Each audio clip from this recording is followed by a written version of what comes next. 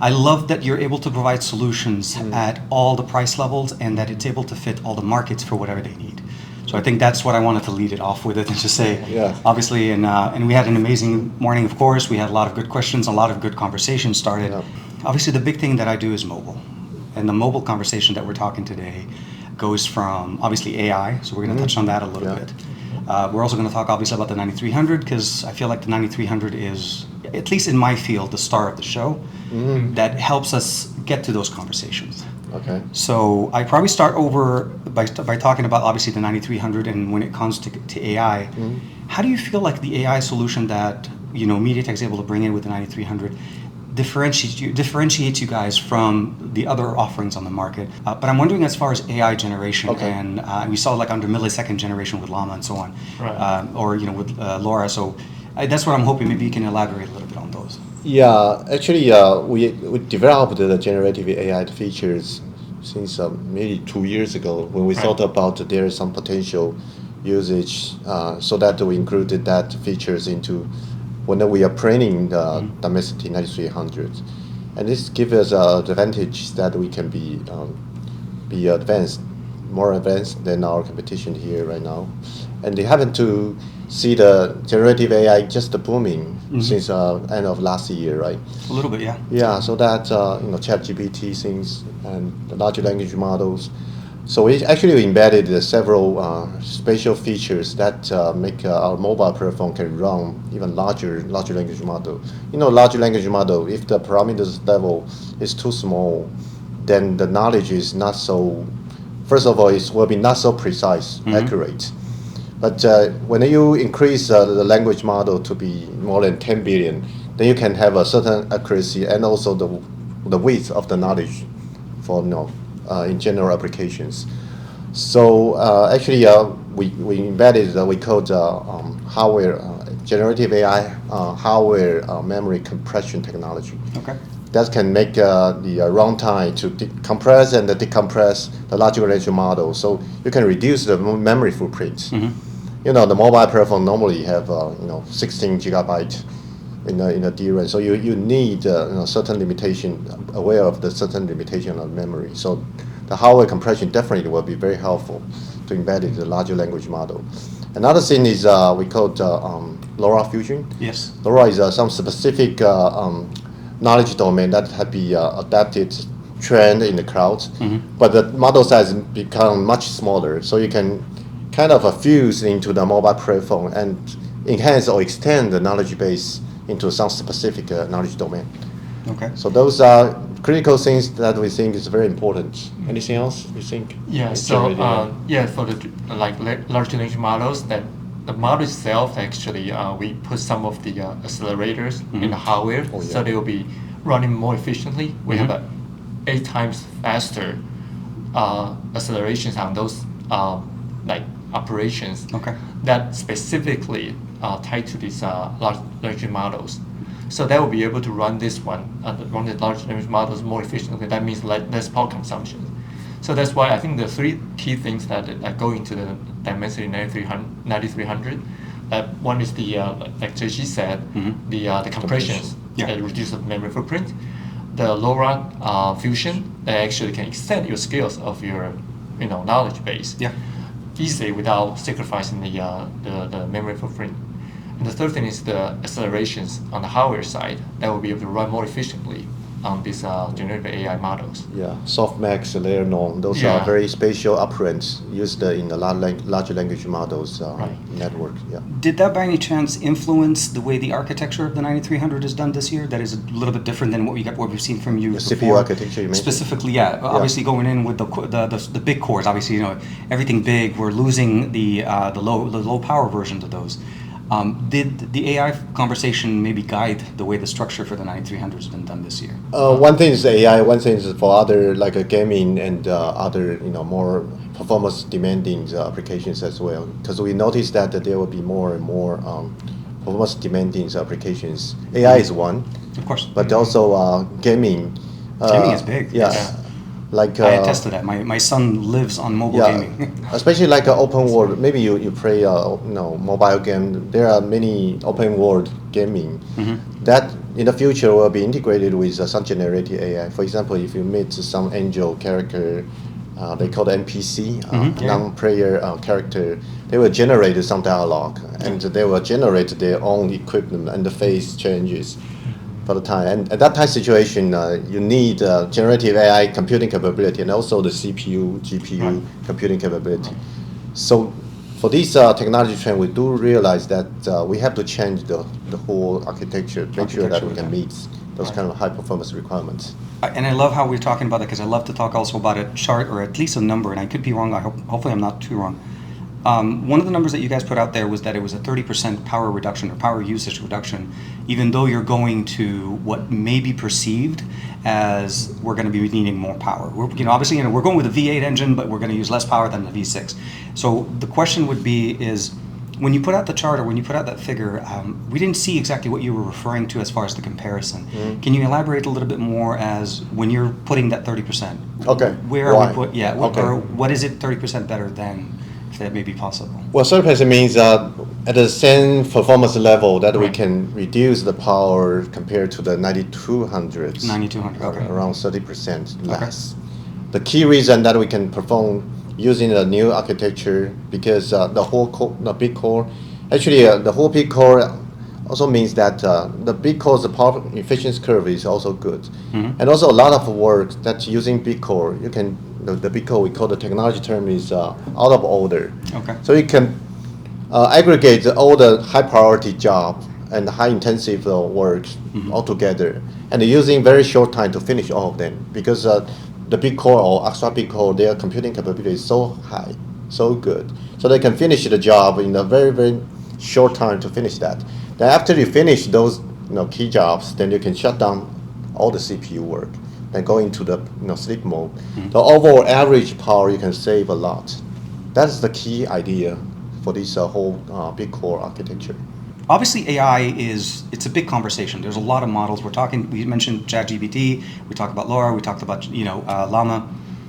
Are you seeing from the OEM side, from your customers' side, are you seeing demands? Are they coming to you saying, we want better performance on AI, we want specific, we need these specific capabilities in AI, and can you help us make this happen with the 9300?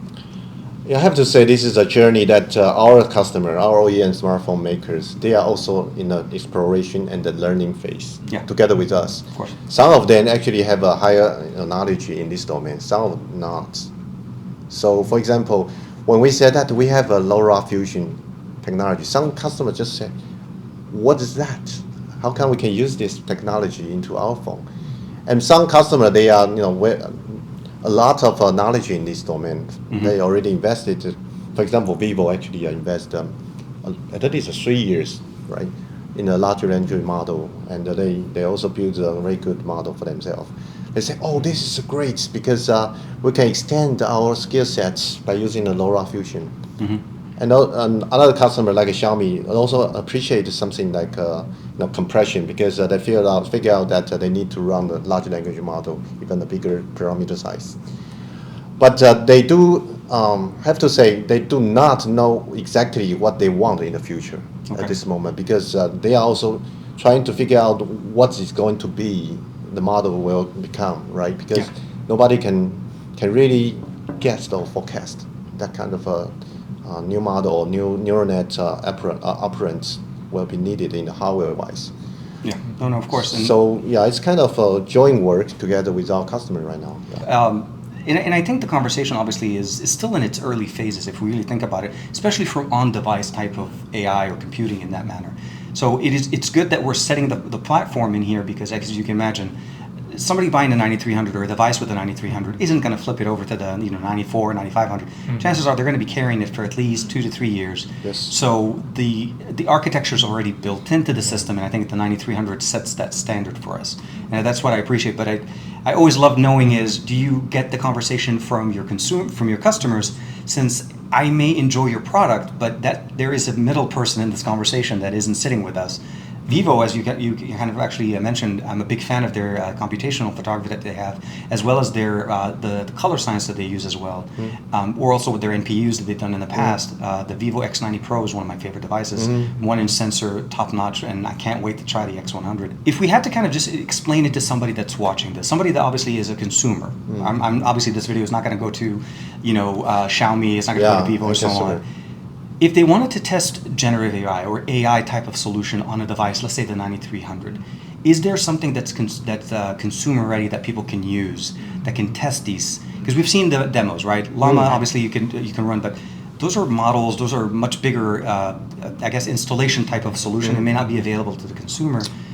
Is there something like that on the market that maybe customers can, when they get a device, they can download it, see how their device can compute and run with AI? Because obviously the 9200 can run some, but it's not going to be at the same level. Yeah, I think you should go to our demo room and get the X100. There are some generative AI application already installed in the phone. Okay. That's one example is like I already presented in my presentations. Yes. Is about the avatar generations.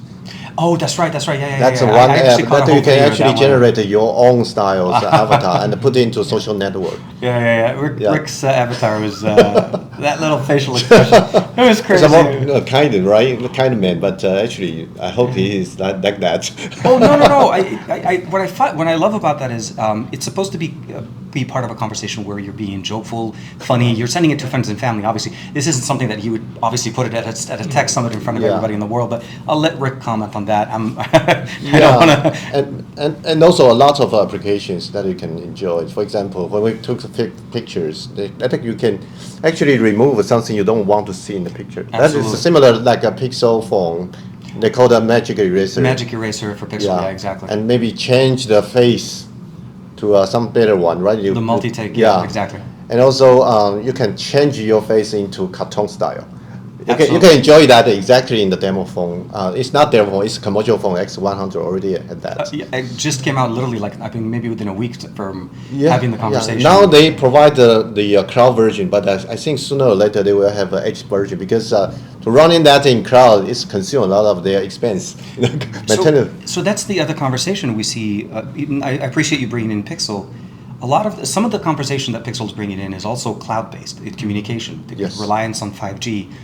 I know that you guys have focused on sub-6, and how has there been any improvements done with the 9300 where maybe better radio management, more support for global markets, anything specific in the 9300 regarding radio or wireless solutions? Actually, 9300 also have the millimeter wave capability. Okay.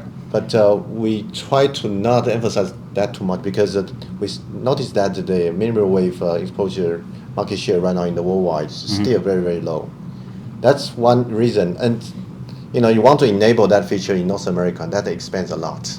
Oh, absolutely. And so only if you have the business scale, then you can, all the operators it's available in a very small number of locations, mostly stadium when there's a massive amount of people in there specifically. And as my buddy Juan Carlos would say, in a very small spot in Santa Monica, because that's literally all we get. And I agree. I think millimeter wave is great when it works. Sub-6 is the way to go because, again, as we travel internationally, and I do typically a lot of travel, Asia and Europe, I rely on my devices a lot. I need to make sure that when I land in Europe, my device will run just as good as in the U.S. Yes. And it's the same thing if I land, let's say, in Singapore, China, Hong Kong, whatever. All I have to worry about is just getting that data SIM card or getting that eSIM to function on that device. We do have what we call the smart 5G that have some AI features, kind of record any scenario that it will be. For example, if you are in the airport, there's know how to get the airport radio faster. Yeah, there are some algorithms using AI. The other thing I wanted to talk about also, maybe just slightly touch on it a little bit. Obviously, we're at 4. This is the last generation of 4, but are there capabilities that you hope 3 nanometers will bring to you or open up for you? Yeah, of course, for 4 nanometer to 3 nanometer, there will be a big jump about the performance and the power consumption as well. I think the best benefit is the power consumption, especially in the mobile devices, because there's always challenges about the power consumption. You need the lower power, longer day of use, of course, all those kind of things. But in the same time, we still need some increase in the performance-wise. So 3 nanometer compared to 4 nanometer in general, as I remember, if I'm wrong, to remember, Right, yeah. it's at least around like a 15% the performance increase, and 25 to 30% that power Power consumption decrease, reduction, power usage reduction. something like that, right? Yeah, yeah. So I think power consumption is definitely the key benefit of moving into 3 nanometers.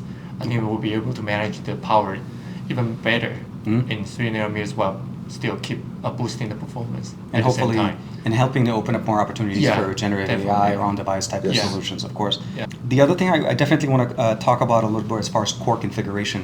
I realize we talked about the power cores and the performance in there.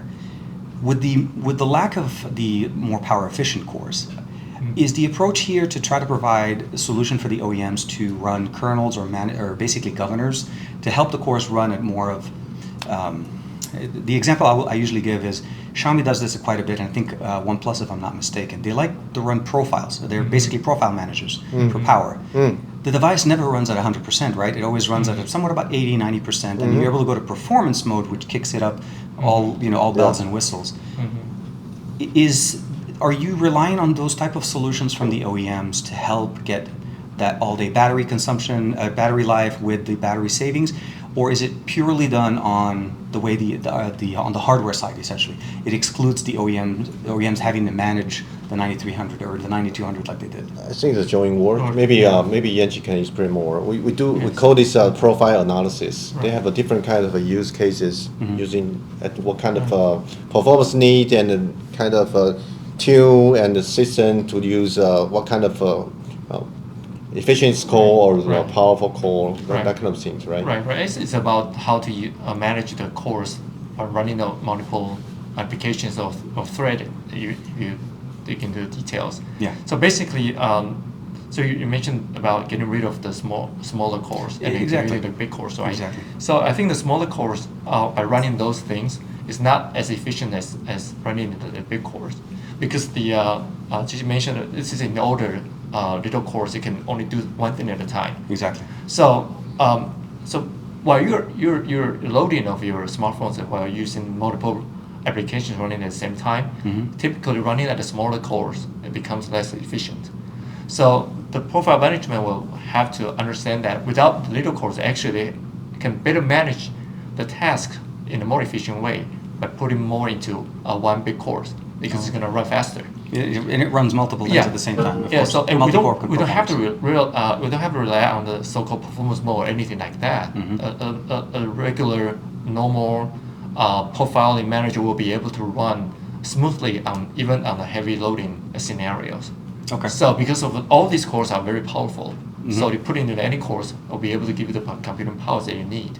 So I think that makes our OEMs easier to manage how to run the application concurrently, without worrying about that being put into a less efficient course that will probably consume more power in that perspective, because they have to run high clock rate and all that, in a sense, reducing the load on the manager, essentially. Right. The system doesn't have to figure out which core to send it to. Right. It just runs more efficient, and you're able to save power on that. Right. So my last question, and I'm not trying to I kind of posed the question at the summit initially when we had the roundtable, and I'm only bringing it up now because I wanted to, I have it on camera with us on here. Specifically to the 9200, obviously 9300 is still, we don't have it, at least I don't have access to those devices. The 9200 is implementation, and I've seen it in the Vivo device that we talked about, the X90 Pro.